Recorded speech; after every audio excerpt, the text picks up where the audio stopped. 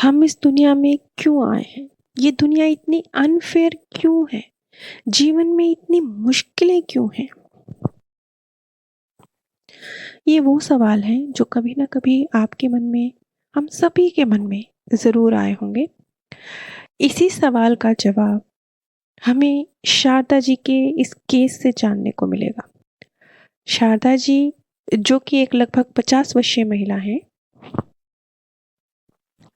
उन्होंने अपने 50 वर्ष के जीवन में बहुत सारे जीवन में उतार चढ़ाव देखे और बहुत कुछ लाइफ में ऐसा भी देखा जो अनफेयर था, जो उन्हें लगा कि गलत हुआ, नहीं होना चाहिए था, ऐसा क्यों हुआ? इस तरह के बहुत सारे सवाल उनके मन में थे। लेकिन अब वो एक प्रौढ़ावस्था में प्रवेश कर चुकी थी, जीवन का एक लंबा हिस्सा जी चुकी थी, लगभग 50 से ऊपर उनकी आयु हो चुकी थी। तो अब वो ये जानना चाह रही थी कि ये सब कुछ क्यों? जीवन में जो कुछ भी हुआ उसे झेला बहुत अच्छी तरह से, जहाँ तक मैक्सिमम कर सकती थी मैंने वहाँ तक उन चीज़ों को हैंडल किया। तो उन्हें उन चीज़ों से जो कुछ भी हुआ शिकायत नहीं थी, लेकिन शिकायत थी कि ऐसा क्यों हुआ और इस तरीके से क्यों हुआ। इसी तरह के कुछ सवाल अपने मन में लिए शारदा जी मेरे पास आई। वैसे शारदा जी की जो जीवन यात्रा रही, वो बताती हैं कि अपनी इस जीवन यात्रा में, चाहे मानसिक रूप से, आध्यात्मिक रूप से, भावनात्मक रूप से, किसी भी रूप से कह लीजिए, मैंने मजबूती को ही हासिल किया है। आज से 20-30 साल पहले जो शारदा थी और आज जो शारदा है, मानसिक और भावनात्मक रूप से बहुत ही मजबूती मैंने पाई है। लेकिन फिर भी कुछ सवाल हैं जिनको जानने की इच्छा है। तो शारदा जी का जो PLR सेशन रहा और उसमें जो कुछ चीज़ें निकल के आई, वो मैं आप सभी के साथ शेयर कर रही हूँ। इसमें हम सभी के लिए सीखने के लिए बहुत कुछ है। पूरा डिटेल में सेशन को बयान ना करते हुए मैं सीधा मुख्य बिंदु पर आऊंगी। शारदा जी का जो सेशन रहा, वैसे ये काफ़ी लंबा सेशन था और 3-4 टुकड़ों में चला है, लेकिन इसका निचोड़ मैं आप लोगों के साथ शेयर कर रही हूँ। शारदा जी ने सोल वर्ल्ड में अपनी ही समान, अपनी ही जैसी, बिल्कुल हूबहू उन्हीं का रूप एक आत्मा को देखा। वो बताती हैं, एक बहुत बड़ा स्थान, जो बिल्कुल जैसे वहाँ वो स्थान अनंत था और वहाँ कुछ भी नहीं था, बस शांति थी। और जिसे वो देख रही थी, उन्हें ऐसा लग रहा था जैसे वो आईने के सामने खड़ी है।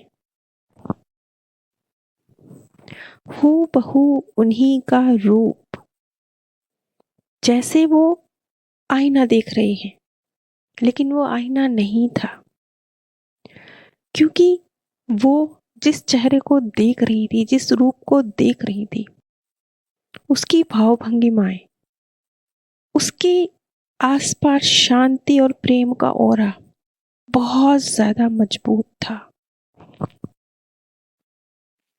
लेकिन शारदा जी, उस दूसरी शारदा कह लीजिए उसे उसे जो वो देख रही थी, वो कह रही थी, मुझे ऐसा लग रहा था कि जैसे ये मैं ही हूं, लेकिन बहुत ही शुद्धतम रूप में, जितनी शुद्ध एक आत्मा हो सकती है, परमात्मा का रूप, ऐसे शुद्ध रूप में मैं मौजूद हूं, लेकिन वो मैं ही हूं। मुझे ऐसा लग रहा था जैसे मैं इसमें इसमें समा सकती हूँ, ये और मैं एक हो सकते हैं, लेकिन मैं ऐसा कर नहीं पा रही थी, क्योंकि बेशक वो आईने की तरह मेरे सामने थी, बिल्कुल जैसे मैं उसे छू सकूं, लेकिन मैं उसे छू नहीं सकती थी। जैसे मैं उसे गले लगा सकूं, लेकिन मैं लगा नहीं सकती थी। बस ऐसा समझ लीजिए जैसा एक भ्रम होता है कि सामने कोई है, लेकिन सामने कोई नहीं था। तो उनके मन में जो ये सवाल चल रहा था कि ये क्या है, ये क्या है? एक टेलीपैथिक आंसर जो उनके मार्गदर्शक द्वारा या शायद उन्हीं के अवचेतन मन द्वारा, मालूम नहीं, उन तक पहुंचा। शारदा, तुम अगर अपनी 100% ऊर्जा के साथ धरती पर जाओगी तो तुम्हारा मस्तिष्क इसे झेल नहीं सकता।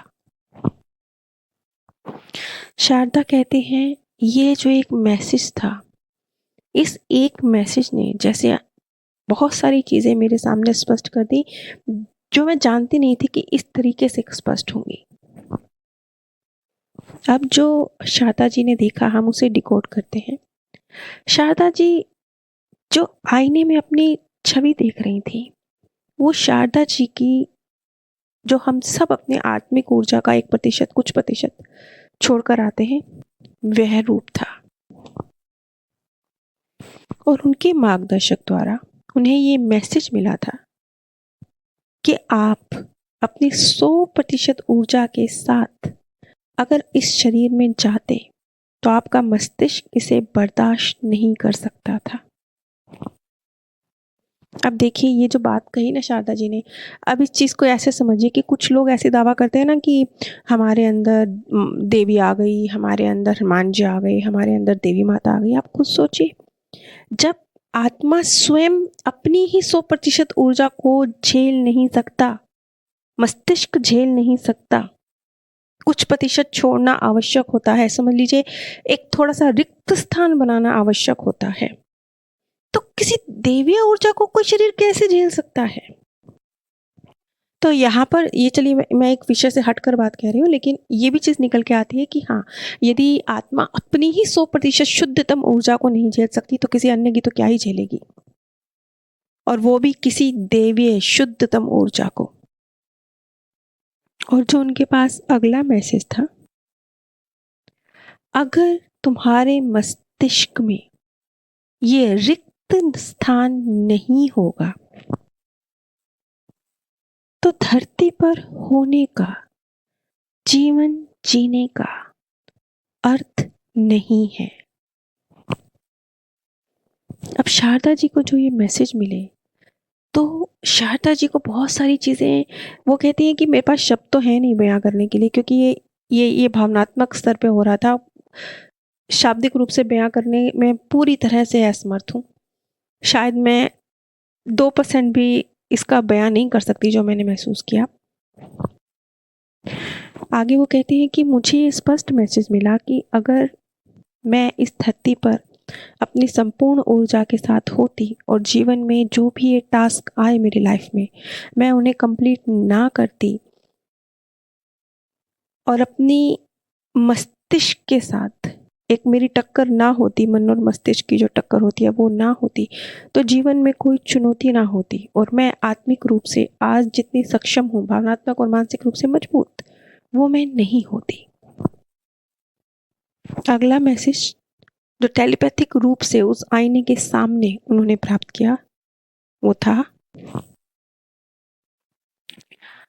अगर अपनी संपूर्ण यादों और ऊर्जा के साथ तुम जीवन जियोगी तो वो जीवन व्यर्थ होगा। शारदा जी को जो ये मैसेज मिले और उन्होंने, वो कहती है कि ये जो शब्द हैं वो तो कुछ भी नहीं है, लेकिन जो चीज़ें मेरे अंदर आत्मा में क्लियर हो रही थी वो कुछ और ही थी। वो कहती हैं कि यहाँ ये स्पष्ट किया गया कि अगर मैं अपनी संपूर्ण ऊर्जा के साथ, बिना मुझे सब यादों के साथ अपनी इस धरती की यात्रा को शुरू करती तो वो यूजलेस होती, व्यर्थ होती,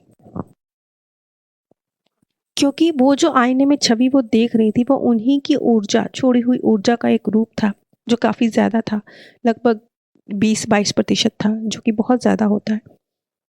और इसीलिए जो उनकी लाइफ में तकलीफ़ें आई थी, वो तकलीफ़ें उनकी लाइफ में आई, उन्होंने उनको बहुत मजबूती से बहुत मजबूती से उन्होंने उन्हें हैंडल किया और वो ग्रो कर सकी अपनी लाइफ में। तो क्योंकि वो बहुत बेहतरीन तरीके से अपने जीवन में अपने पार्ट को, अपने रोल को अदा कर रही थी, इसलिए ये एक्सपीरियंस उन्हें हुआ। और ये बात समझने की कि ये एक रिक्त स्थान सा है, जो ऊर्जा आप छोड़ के आ रहे हैं सोल वर्ल्ड में, वो आपकी उस सोल वर्ल्ड को, आत्मा के अपने रूप को भूलने की वजह बन रही है। और यही तो टक्कर है ना, यही तो, जब एक रिक्त स्थान आ जाता है मस्तिष्क में, एक ऊर्जा है उसकी उसकी जगह बची हुई है, तभी तो आप लाइफ में सब कुछ भूल कर, पास्ट बर्थ भूल कर, सोल वर्ल्ड भूल कर इस जीवन की जर्नी को जीते हैं। और यही तो टास्क है। अगर सब कुछ याद रहे तो फिर तो बात ही खत्म हो गई, फिर तो कोई टास्क ही नहीं है, क्योंकि सब कुछ तो याद है। फिर हर व्यक्ति अच्छे अच्छे से अपना कार्य करेगा और उसका जो रियलिटी में जो वो है वो कभी भी सामने नहीं आएगा। क्योंकि ये एक तरह से ऐसे होगा जैसे टीचर जी बैठे हैं तो टीचर जी के डर से बच्चा अच्छा अच्छा कार्य कर रहा है, लेकिन बात तो वो होना कि टीचर जी नहीं भी बैठे तब भी बच्चा अपने ऊपर कंट्रोल रख रहा है और चीटिंग नहीं कर रहा है। बात तो तब है ना, क्योंकि टीचर जी के होने का मतलब ये थोड़े है कि बच्चे ने पेपर में पास होना है। टीचर जी के होने का मतलब ये है कि बच्चे ने जो कुछ पढ़ाया गया है उसे सीखा है ताकि वो जीवन में उसे उतार सके। इसी तरह से जो शारदा जी का बड़ा एक डिफिकल्ट जीवन रहा, लेकिन क्योंकि वो अपनी बहुत सारी ऊर्जा सोल वर्ल्ड में छोड़कर आई थी, जो उन्हें उस आईने में नजर आ रही थी, शारदा जी की ऊर्जा, उसने उस ऊर्जा के प्रतिबिंब ने उन्हें ये चीज़ स्पष्ट करी कि ये जो उनकी जर्नी थी ना सिर्फ बहुत बेहतरीन थी बल्कि बहुत ज़रूरी भी थी। क्योंकि ये जो रिक्त स्थान था उनके मस्तिष्क में, जो ढेर सारी ऊर्जा, बहुत ज़्यादा ऊर्जा वो सोल वर्ल्ड में, जो कि सामान्यतः एक व्यक्ति छोड़कर नहीं आता है, वो छोड़कर आई थी, उसी की वजह से उन्होंने अपने एग्ज़ाम में, जीवन के एग्ज़ाम में ऐसे बढ़िया परफॉर्म किया है जैसे कि टीचर नहीं बैठा हो तब भी बच्चा बिना नकल मारे अच्छे से आंसर लिख रहा है, क्योंकि उसे आता है। और यही तो स्टडी का पर्पस है। आपको कुछ ना आता हो, आप बुक खोल के लिख ले, ये पर्पस थोड़े ना है। इतनी सारी चीज़ें जो शारदा जी को क्लियर हुई, क्योंकि उनका एक्चुअली उन्हें जीवन से सवाल वैसे नहीं थे, व्यक्तिगत उनके सवाल नहीं थे, क्योंकि उन्होंने कहा कि जीवन में जो भी मुश्किलें आई मैंने बड़ी आसानी से और बड़ी हिम्मत से, बहुत ही एक मैच्योर सोल की तरह मैंने उनका सामना किया। क्योंकि सचमुच वो एक बहुत मैच्योर सोल थी, बहुत मैच्योर थी, इसीलिए तो इतनी सारी ऊर्जा छोड़कर आई सोल वर्ल्ड में और अच्छे तरीके से अपने जीवन की यात्रा को जिया। तो इनके इस केस से जो हमारे लिए चीज़ें निकल के आती हैं वो ये कि आप अगर सोल वर्ल्ड को भूल गए हैं, आप अगर पूर्व जन्मों को भूल गए हैं, तो इसमें आपका ही कल्याण है। क्योंकि इस तरीके से जब आप इस पृथ्वी पर परफॉर्म कर रहे हैं तो आप एक तरह से बिना चीटिंग किए परफॉर्म कर रहे हैं। और बिना चीटिंग किए अगर आप 100 में से 40 नंबर लेकर भी पास होते हैं तो आप पास हो गए, और अगर चीटिंग करके आपने 100 में से 100 भी नंबर लिए हैं तो भी आप फेल हैं।